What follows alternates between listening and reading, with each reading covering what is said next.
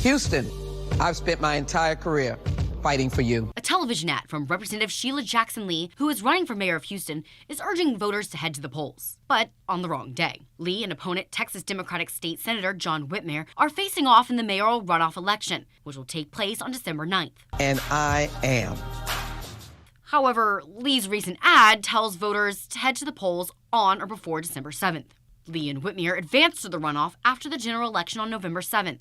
The two candidates defeated 14 others in a race centered on the city's rising crime rate, infrastructure, and budget shortfalls. The Democratic Congresswoman touts her record in both Congress and City Council in the ad. From fighting to keep our kids safe from guns when I was on City Council, to my days in Congress fighting to protect women's reproductive freedom, and for funding for our police, schools, and small businesses. The mistaken voting date is the latest controversy to hit Lee's campaign. In October, leaked audio captured her cursing at a staff member who promised to contact another staffer about a paper the Congresswoman had given them. Both of y'all are up. It's the worst that I could have ever had put together. Two goddamn big children. Idiots. Serve no goddamn purpose. All right, guys, so we got to talk about affirmative action Congresswoman from Houston, Texas, Sheila Jackson Lee, who was running to be mayor of Houston against a tough-on-crime Democrat, State Senator John Whitmire. Now, this race is super important because basically it shows the direction that these liberal cities are headed in, okay? Houston, being the fourth largest city in the United States, has not been as bad as most of these liberal cities like New York, Chicago, LA, San Francisco when it comes to crime. However, what people are saying is that these cities are an example of what happens when you continue to vote progressive, okay? And progressivism was on the ballot in the Houston mayor race, and it turns out that for once, these liberals in this liberal city actually rejected progressivism and soft on crime policies by electing John Whitmire, who allegedly is a tough on crime Democrat.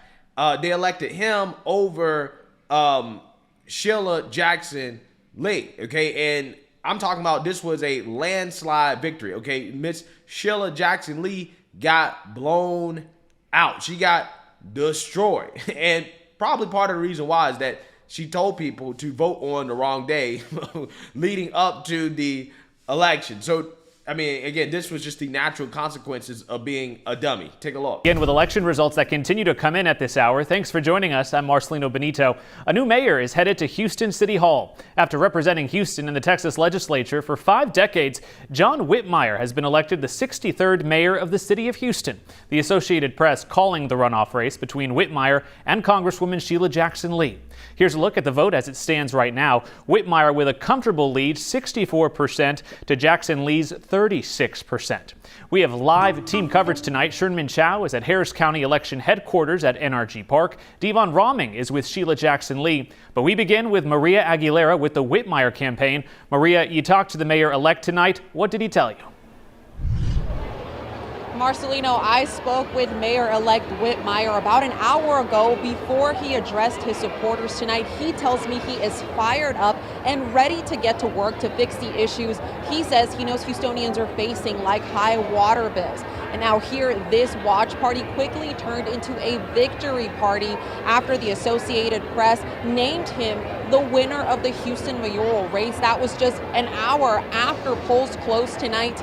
Now, at that time, Whitmire was leading with about 65% of the votes against Congresswoman Sheila Jackson Lee. He will be replacing outgoing Mayor Sylvester Turner, who couldn't run again because of term limits. Whitmire has led in polling for months, and tonight that was true again. Before his victory speech tonight, several lawmakers took the podium to speak about Whitmire and his work that he has done. Now, a much different mood over at Jackson Lee campaign headquarters tonight. The outcome, an obvious disappointment for the longtime Congresswoman. Let's go live now to Devon Roming with her campaign in Midtown. Hey, Devon.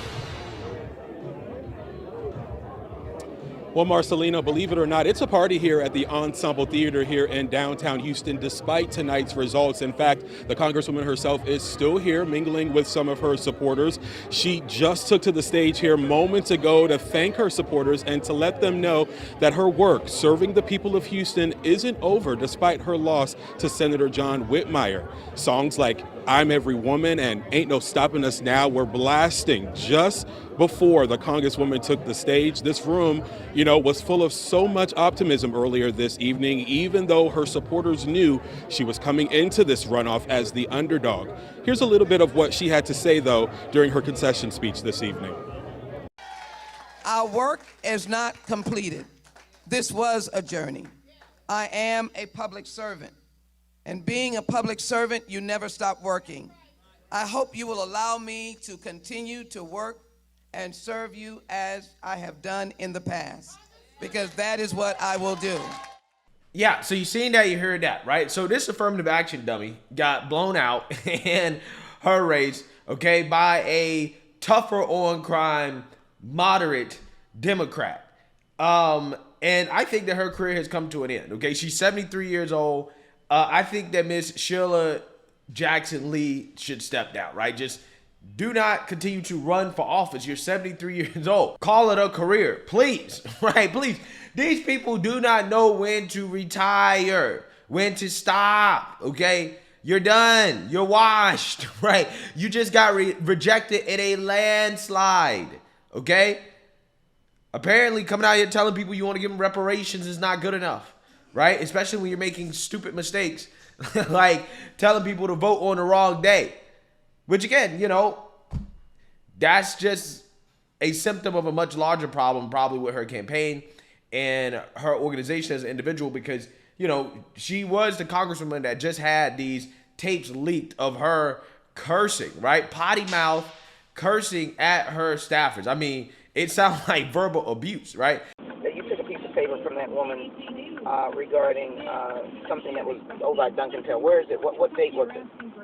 All from yesterday. Jerome took it upstairs. I'd have to call him. He took it up when I switched out the paper. I'll call him as soon as he gets here. I don't want you to do a goddamn thing. I want you to have a fucking brain. I want you to have read it. I want you to say, Congresswoman, it was such and such date. That's what I want. That's the kind of staff that I want to have.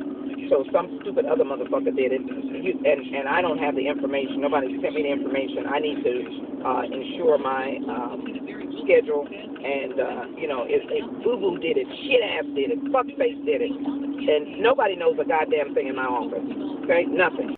Yo, low-key, she right, right? Low-key, she kind of got a point if you think about it, okay? Because apparently these people were so incompetent. Her staffers were so incompetent that they told voters to vote on the wrong day, right? So, I mean, looking back at it, right, I'm like, well, hey, she used some pretty crazy language, but the overall point, which is that her staff is incompetent, can't say that that's not true, right? Can't say that's not true.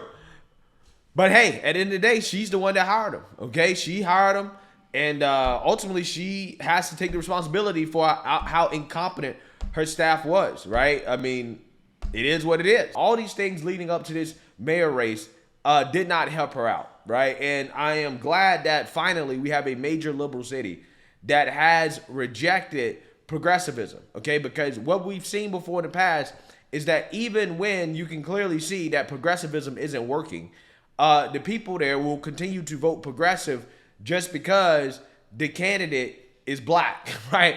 They're black, they have some infinity stones of wokeness, and therefore they select the more progressive candidate. Now, let's hope that John Whitmire doesn't end up being like Eric Adams, right? Eric Adams had initially ran as a moderate Democrat, a so-called tough on crime Democrat, but we can see how that's worked out for New York City, okay? New York City has been a disaster, but there's no doubt that New York City would have been even more of a disaster had they elected a progressive, right? But, you look at cities like Chicago, where you had Lori Lightfoot.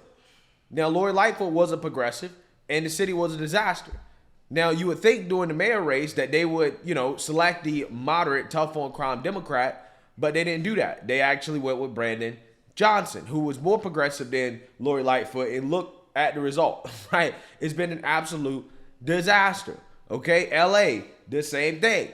They had an option to select a more moderate, tough on crime Democrat, and they chose to go with the progressive Karen Bass. Okay, this is, I think what Sheila Jackson Lee was trying to do. She was trying to go down that same kind of political path as Karen Bass by, running as a progressive in her city as mayor, thinking that she would win. She'd be able to beat a tough on crime Democrat. And finally, you have one liberal city that decided to go in the other direction. Now, again, obviously, I think it would be better if they had a Republican.